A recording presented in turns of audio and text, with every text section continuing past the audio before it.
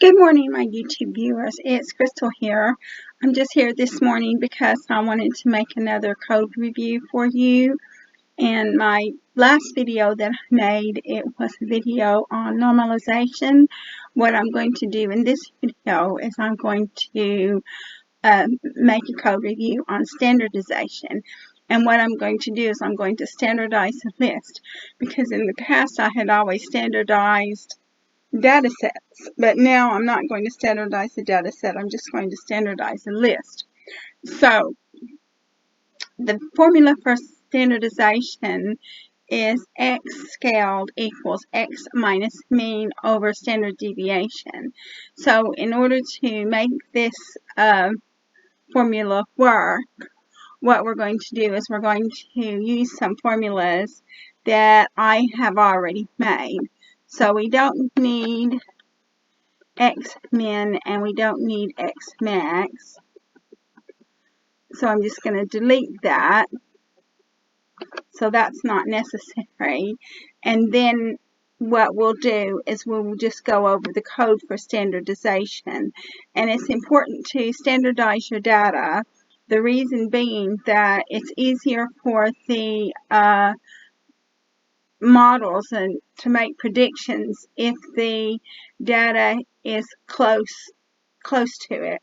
And so the way you standardize the data is if you take a bell curve, the center of the bell curve is going to be 0, and everything from the left of the bell curve is going to be a negative, and everything from the right of the bell curve is going to be positive.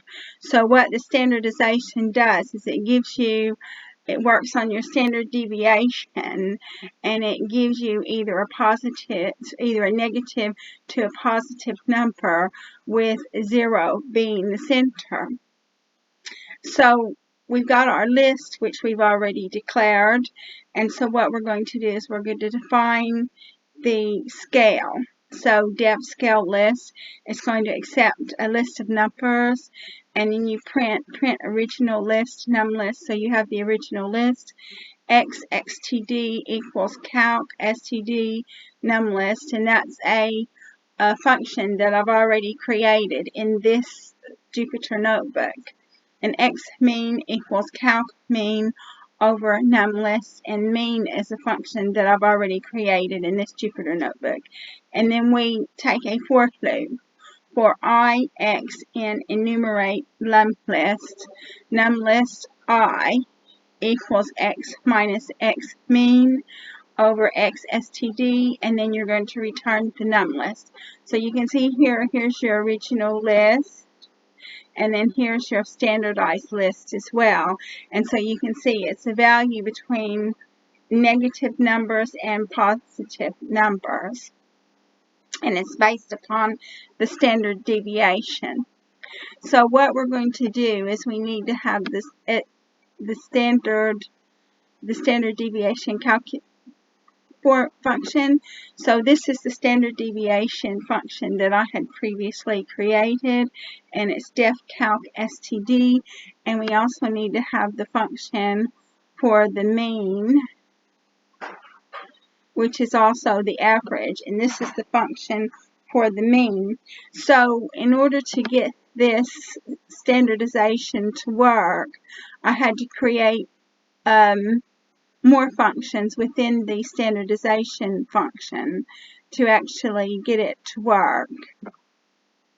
So that concludes the formula for standardization or scaling. And as I said, you're going to need this when you plug the data into models, because models will be able to make better predictions if the data is close together. And then what you're supposed to do is when you're making predictions, you're supposed to either set it up without standardization and see what the value is, set it up with normalization and see what the value is, and set it up with scaling and see what the value is. And then after you've done those three things, the you select the method that's going to give you the best value. So it could be no standardization or normalization, or it could be normalization, or it could be standardization. It just absolutely depends, and you have to do it that way to get the most accurate reading you can. So I'm going to go ahead and close this video because I've already talked about standardization. I would like to thank my subscribers for supporting my channel. If you like this video, please like, subscribe, and share. And thank you again for watching my video, and I look forward to making more videos for you in the future.